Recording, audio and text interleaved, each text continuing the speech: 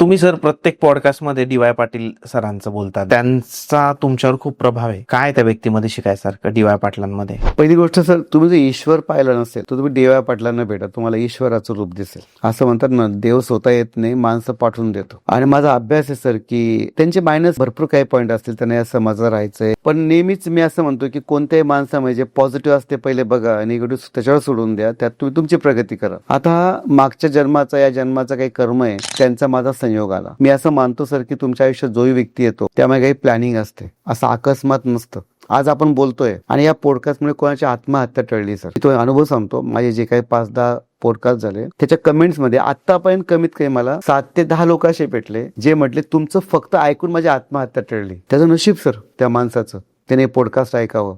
तसं माझं नशीब माझ्या आयुष्यात डी.वाय. दादा आले. मला त्यांच्यावर काही बॅकग्राऊंड माहित नव्हते. मी एकच बघतो की एक मनुष्य एवढं मोठं साम्राज्य कसं उभं करतो. 3 राज्याचा राज्यपाल, 10 विद्यापीठ. तर सर सर्वात मेन तुम्हाला सांगतो, मी 16 वर्षामध्ये दादांना मी एकदाही एका माणसाबद्दल निगेटिव्ह बोलताना ऐकलं नाही. राजकारणी असून एक्झॅक्ट ही सो पॉझिटिव्ह. कोणतंही काम सांगा होऊन जाईल म्हणतात. आणि हाच स्वभाव मी जेव्हा आता एक्स्ट्रॉनिक स्वभावाबद्दल बोलतो, समाजामध्ये 2 प्रकारचे लोक आहेत, ग्रेट आणि सामान्य लोक. ग्रेट स्वभावाचे जेव्हा मी 5 पॉईंट नेहमी वारंवार सांगतो की they are very proactive people. पहिला पॉईंट आहे, त्यांना कोणत्या सीन मध्ये चांगला पॉईंट पहिले दिसतो. दादा कधीच म्हणणार नाही की होत नाही म्हणून. लोकांबद्दल त्यांच्या लाईफ मध्ये काही डाऊन्स होत नसतील का सर? जेवढा मोठा पसारा तेवढे मोठे संकट. मग काही त्यांना मी हताश होताना पाहिलं नाही. हेल्थ कॉन्शियस, समोरच्या माणसाला रिस्पेक्ट देणं, मग छोटा असेल किंवा मोठा. संपूर्ण व्हिडिओ बघण्यासाठी YouTube वर जाऊन बँटर विथ चेतन सर्च करा.